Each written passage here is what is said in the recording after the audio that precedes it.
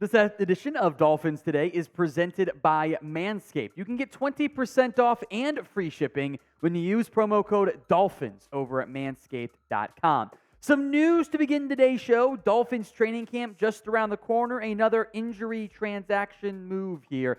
Nik Needham has been placed on the physically unable to perform list at the start of training camp. This stems from the torn Achilles that he had back in October of this past year. Now, for now, this is the active pup list, which means his season is not over. This is a precautionary move. He's not quite ready to go, but he should be good to go at some point during camp. He'll be activated, come back, and he'll still count against the active roster, but it allows him to return once he's healthy, once he can pass physical, and still compete for a roster spot here. So in the meantime, Dolphins will be okay at cornerback. They have Jalen Ramsey, Xavier Howard, Cam Smith will probably get some extra run from that perspective. Remember, Needham blew it out in October, so timing is a little bit tricky from that Achilles tear. I think there's still a decent chance he's good to go for week one, but for now, he's on the pup list, which isn't a massive surprise, and we'll see when he ends up coming off of it. Now, training camp gets started on Tuesday. That's the reporting day. Should have everybody there as we'll get into more in depth, and we will have more training camp coverage for you all throughout July and August. Finally, football is almost back. Hit that sub button so you don't miss out on anything.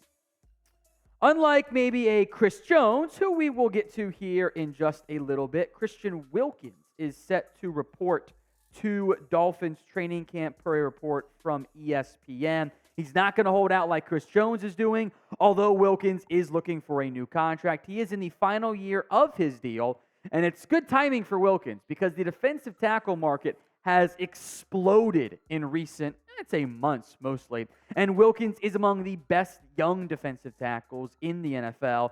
I don't know if he's going to command top five, but we'll get that here in a little bit. Wilkins' sack numbers don't pop off the screen, 3.5, 4.5. His role isn't necessarily that of a, get double-digit sacks, approach that number, but he is among the more productive tackles still in the entire NFL. 16 tackles for loss, that's awesome production, and over about 90-plus tackles the past 2 years is an unheard of figure for a defensive lineman. An incredible job of helping to stop the run for Miami. Wilkins is a damn good football player, and he wants damn big money in the end. The defensive tackle market, Aaron Donald and Chris Jones were once among the two highest paid defensive tackles in the NFL. Donald's at $31 million, but this offseason / even dating back to last year, Quinnen Williams, Jeffrey Simmons, Daron Payne, Dexter Lawrence, all getting over $22 million per year. The way the defensive tackle market has gone up, you got to figure Wilkins can approach that $21 million per year price tag range. Daron Payne maybe wasn't as good as Jonathan Allen, but Allen got paid first, and the market's gone up about $4 million per year. So Wilkins will be expensive if and when the Dolphins choose to pay him. So what would you guys do? Do you want to pay Christian Wilkins probably at least $20 million per year? This is today's pinned comment, so if the ad comes here on YouTube, take advantage of it. Head down there. You can type in Y for yes or N for no. Let's talk this idea then. Trading for Chris Jones. And I wouldn't normally bring this up because you don't normally see teams trade away one of the best players at their position who's looking for a new deal. But I do bring it up for Miami because they've done it twice. They've paid it, I guess 3 times if you want to count trade away but a contender trading away a key player. They traded for Tyreek Hill, and they traded for Jalen Ramsey. So if anyone's going to get wild, shouldn't we be mentioning the Dolphins there? Chris Jones is holding out of Chiefs training camp, taking a $50K a day fine in an effort to get a new deal from the Chiefs. The two sides reportedly not that close to a deal. When Jones last got paid, he was not that far behind Aaron Donald per year. Now he's $11 million per year behind him. That's a massive figure, and I wonder if he wants more like $30 million than maybe, 24, $25 million.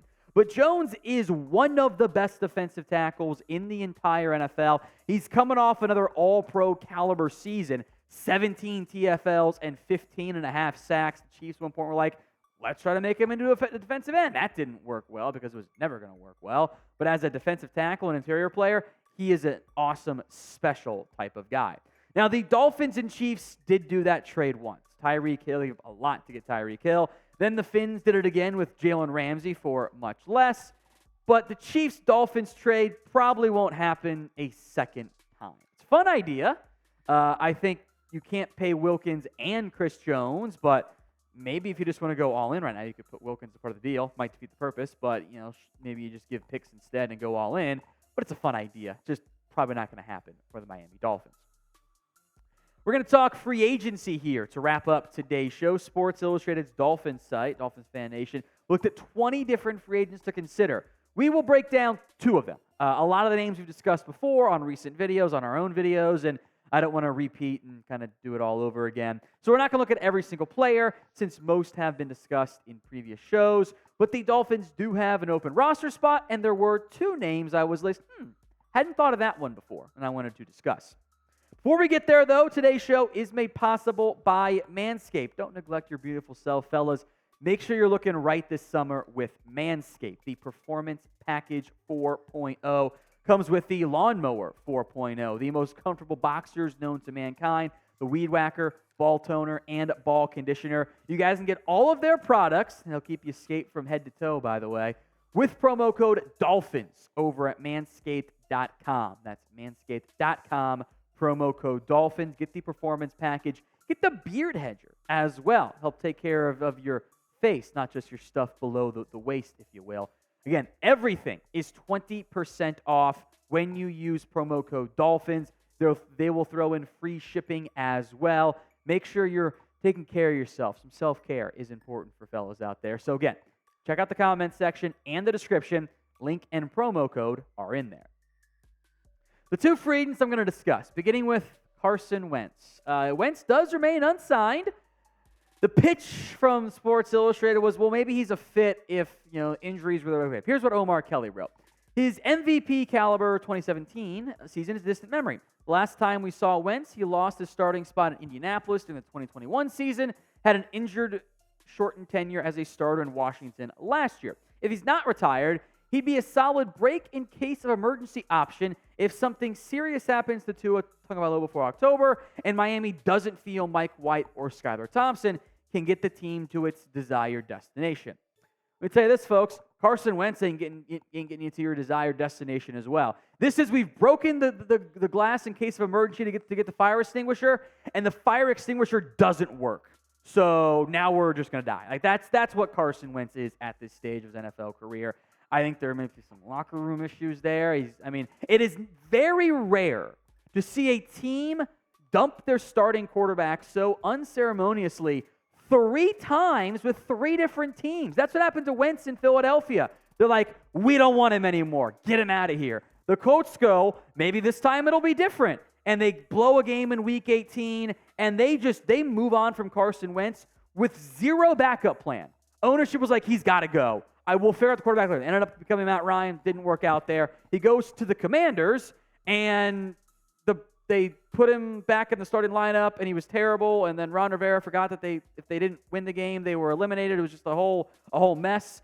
He just isn't good. I don't think Mike White is that great of an option. There's some high variance, high floor, high ceiling stuff, but he's better than Carson Wentz. Hell, I think the mobility from Skylar Thompson might make him a better option. Now, look, if we're talking October injuries and you're breaking the glass in case of emergency, it's not like the options are very good to begin with, but I don't think Wentz is going to get you where you need to go. It's just he's a name people have heard of. He just hasn't been good for several years now. So what would you guys do? Would you sign Carson Wentz? Maybe you disagree with me. That's fine. Type in S for sign, or you can type in P for pass in the comment section. Jawan James is next up here. That's a name you haven't thought of in a while, right, guys? James also linked in that article, and the pitch is, he could provide some offensive line depth, which it's a reunion. It's a name we're familiar with, so let's see what Omar Kelly wrote. James has played all 4 games in the NFL since leaving Miami as a free agent after the 2018 season. He tore his Achilles for the second time in 16 months last September. His days as a starter might be behind him. I'll be a little bit more clear. His days as a starter are behind him. He has played 24 snaps last year for the Ravens, 63 snaps in 2019. That is it. As ugly as that, James relationship became for the Dolphins, they were right to move on from him in the end. Denver, I mean, I'm glad James got paid because he didn't play much at all for Denver there.